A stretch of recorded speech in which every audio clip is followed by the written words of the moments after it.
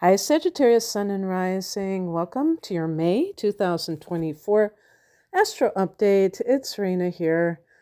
Hi. Hi, Sages, fellow Sages. How are you doing?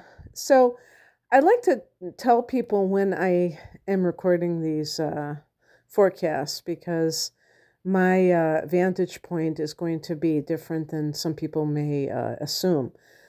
I'm recording this on April 6th, so the great solar eclipse in Aries has not occurred yet.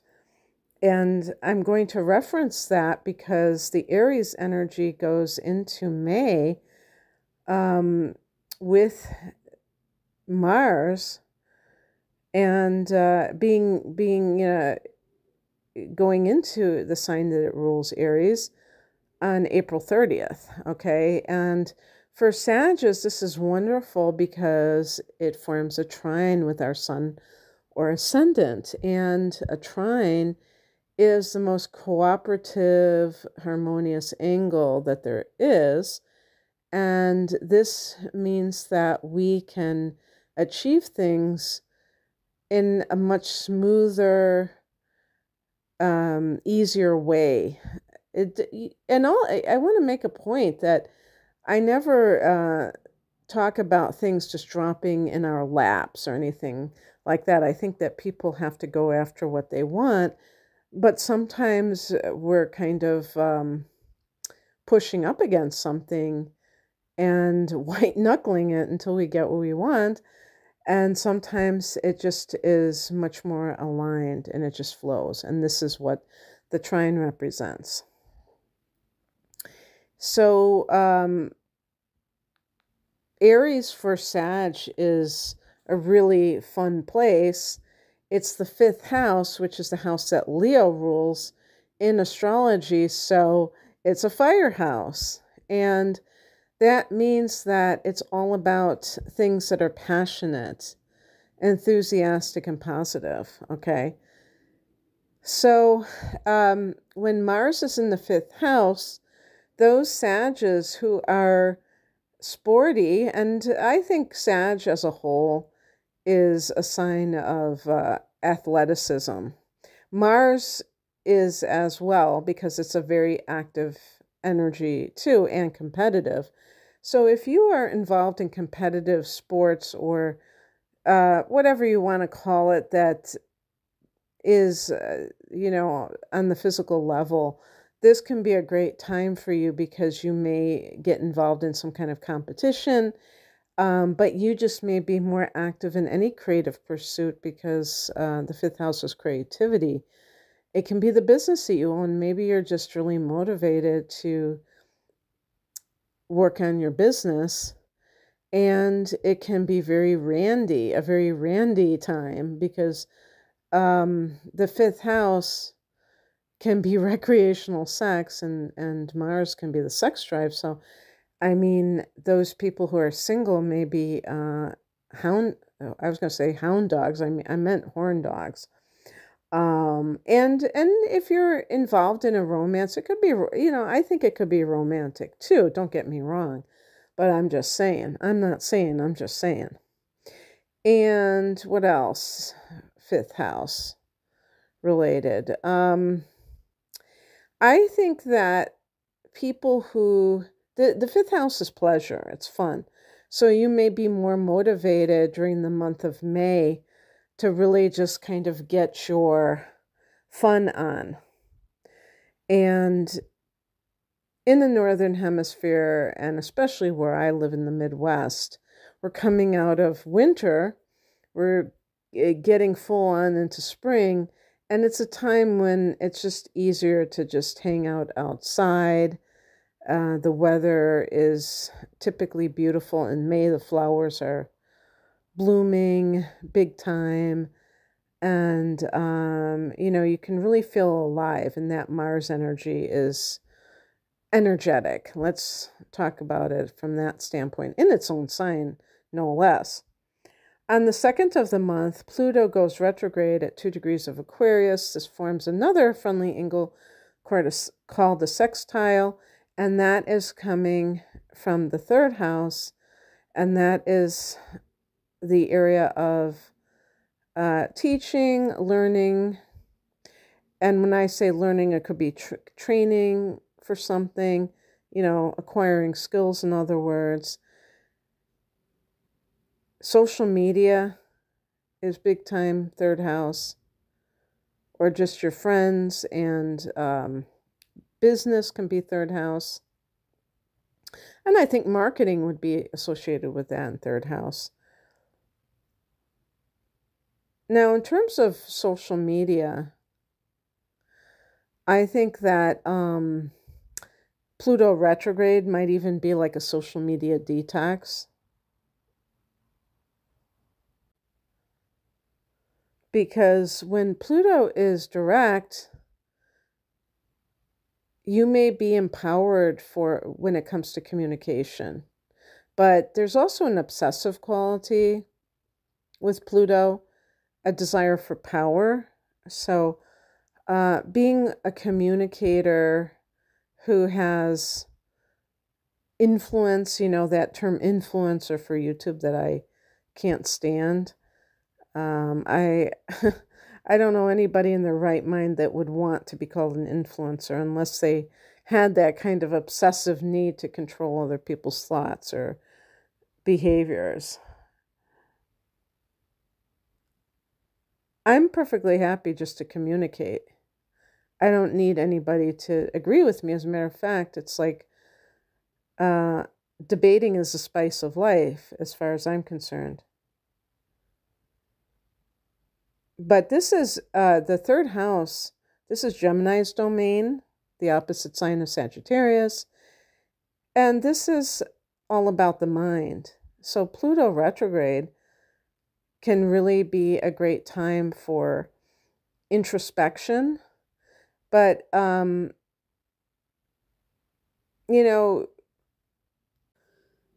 I think I call the third house mind the mundane mind, because the opposite house that Sag rules is the higher mind. And yes, there's the worldly version, which has to do with academia and, the university level of study. But I'm talking about the philosophical mind versus the mind that is gathering information to help navigate the 3D. And Pluto retrograding in that domain can be about, how much do you need? Like I have Jupiter in Gemini. And so trivia is something that interests me. And maybe some of you are like that as well, where you know a little bit about a lot of things. But training the mind, disciplining the mind is something where we don't just automatically allow ourselves to be scattered. Sagittarians can be scattered with their energy because Sag is a mutable sign and the ruler is Jupiter. So it's expansive in its desire to soak up information. And even when it comes to a higher level, if it's spiritual information, sometimes, it's too much of a good thing, because at the end of the day, you have to apply that information. It's not just about the latest, greatest thing. So this can help you to see exactly why you're doing what you're doing, or how your mind may be kind of your worst enemy sometimes. And also with speech, Sagittarians are very outspoken, but sometimes we might need to shut our pie holes and really go within. Because if you're too outer directed in your communication, it can be very shallow. And it might not be things that are really important, in other words. We may not, outdo Gemini in terms of being chatty Cathys, but we can give them a good run for their money, that's for sure. So on the 7th, but Pluto is an outer planet, and so since May is, I think around I think it's 17th or 18th or something along those lines, Mercury comes out of its shadow. Oh no, it's before that. It might be the 13th or so, because Mercury goes into Taurus on the 15th. But Mercury will come out of its shadow approaching the mid-month, and then there is this period of time when there are no personal planet retrogrades. So pushing forth on projects might be easier to do. So basically, let's see what else is going on here. On the 7th, we have a new moon at 18 degrees of Taurus.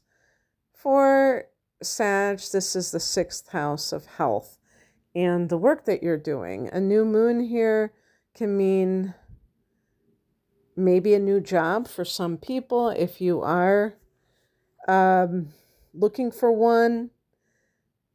It might be even a new type of work, or what I call service to others.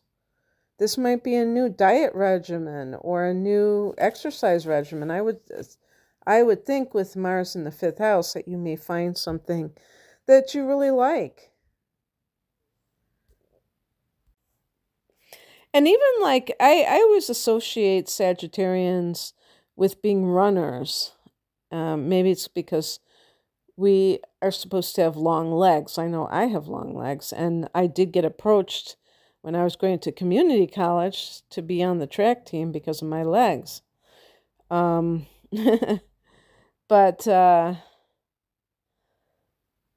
it's funny because when I was in high school, I was part of the track team, or just for a brief time when I was a freshman, but I couldn't handle the gun going off. So I had to bow out because I don't like loud noises like that. So this could be some kind of new schedule that you have. Like the 6th house can be daily routines. Maybe it has to do with a new job and you have different hours. That's possible. But you may be very intentional about doing this yourself. Like, I'm going to, exercise. I'm going to work out in the evening instead of in the morning. I'm going to do housework first thing or later on in the day, whatever. I'm going to make the food. I'm going to cook, in the morning. I don't know. Stuff like that. On the 15th, Mercury goes into this domain, and Mercury can be, Mercury is the ruler of the 6th house because Virgo is the ruler of it. And Virgo is ruled by Mercury, just like Gemini is. So it can be about reading about health and diet, researching. It might be that you are, I don't know, maybe you've been hired to teach or something that has to do with Mercury-related occupations. Teaching, tutoring, whatever. On the 20th, the sun goes into Gemini, and this is a 7th house of committed partnership for Sagittarius. So that might be times when you're spending more time with your significant other if you have one. On the 23rd, we have a full moon at 2 degrees 55 minutes of Sagittarius, and in our sign, but it could be in your 12th house because it is at such an early degree. And in the 12th house, like the 1st house, there are some similarities, except that the 12th house is more on the internal level and the 1st is on the external level. So the 12th house, a lot of you may have it in the 12th, And this can be letting go of some kind of old cycle, situation that doesn't serve you, vices, anything that is coming in between you and your goals. In the first house, this can be some situation that's already in your life. Whereas the 12th house, it could be some characteristic of you. So the difference is that the first house could be some outer situation.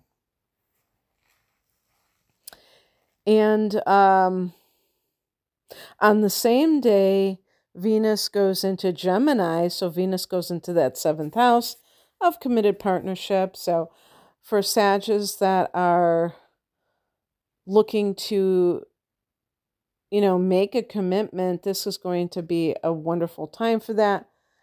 Sagittarians are very freedom loving, so a lot of Sagittarius may hesitate to just commit.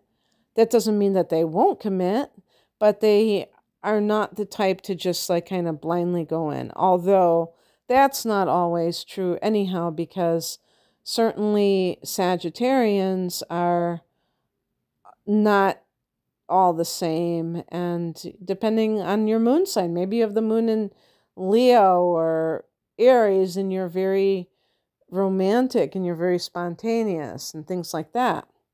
Well, you would be more inclined to get carried away. And, truth be told, Sag is no slouch either. It's a fire sign too. So it can be rash and, spontaneous and passionate. What else? On the 25th, Jupiter goes into Gemini. So Jupiter goes into that 7th house. By the way, the 7th house can be your clients. So Jupiter can, maybe give you a very big increase in clients. So maybe that could be good for business. If you own a business, this can be good for public relations. If you're trying to make a name for yourself, you may find that you're increasing your reach in that regard. And definitely good for committed partnerships, including if you're looking for a partner, you may get more opportunities. Not that you would get married or move in with somebody right away, but you might get a lot of opportunities to meet somebody who might have that ultimate role in your life. And Jupiter is going to be here for the next year, so this can certainly be a time when that is something that is front and center and very important, because Jupiter is our ruler. So suffice it to say, wherever Jupiter goes, we should pay attention. All right, that's what and I'm going to be doing a separate video on the Jupiter transits for all the signs, but for now, I'm going to leave it there. I hope that you enjoyed this, Sag. If you would like a private reading, I am promoting my deep dive, double readings, package deals that are a special price, 1 hour of natal chart analysis, 1 hour of transits for the upcoming 12 months, for a sale price versus buying those readings independently. And I have all kinds of readings, love readings, and career readings. You can find out more information at the link below. Thanks for listening. Bye.